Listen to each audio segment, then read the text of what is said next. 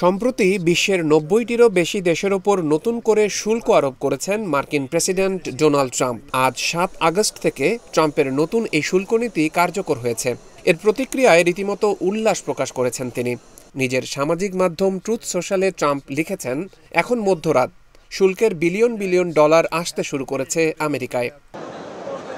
এদিকে প্রযুক্তি খাতে আরও বিনিয়োগ বাড়াতে বিদেশে তৈরি কম্পিউটার চিপের ওপর ১০০% শুল্ক আরোপের হুমকি দিয়েছেন ট্রাম্প। গতকাল বুধবার নতুন করে ঘোষণা দিয়ে ট্রাম্প জানান, বিদেশে তৈরি সেমিকন্ডাক্টরের ওপর ১০০% শুল্ক আরোপ করা হবে। এর আগে রাশিয়ার তেল কেনা বন্ধ না করলে ভারতের ওপর ৫০% শুল্ক আরোপের ঘোষণা দেন মার্কিন প্রেসিডেন্ট, যা আগামী ২৭ আগস্ট থেকে কার্যকর হবে। গত সপ্তাহে ট্রাম্প প্রশাসন বেশ কয়েকটি বাণিজ্য অংশীদারের ওপর শুল্কের নতুন তালিকা প্রকাশ করে। পাশাপাশি এসব দেশের সঙ্গে সমঝোতার সময়সীমা বাড়িয়ে ৭ আগস্ট পর্যন্ত করে দেওয়া হয়।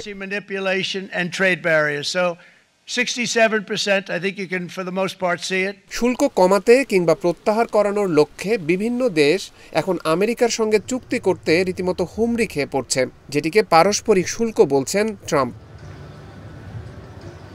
দক্ষিণ পূর্ব এশিয়ার রপ্তানি নির্ভর অর্থনীতির দেশগুলো সবচেয়ে বেশি চাপে পড়েছে নতুন শুল্কের কারণে। কারখানা নির্ভর লাওস ও মিয়ানমারের ওপর ৪০% পর্যন্ত শুল্ক আরোপ করা হয়েছে। বিশেষজ্ঞরা বলছেন, চীনের সঙ্গে ঘনিষ্ঠ বাণিজ্য সম্পর্ক রয়েছে এমন দেশগুলোকেই টার্গেট করছেন ট্রাম্প। তবে আজ বৃহস্পতিবার নতুন শুল্ক নীতি কার্যকর হলেও এশিয়ার শেয়ার বাজারগুলোতে খুব একটা প্রভাব পড়েনি।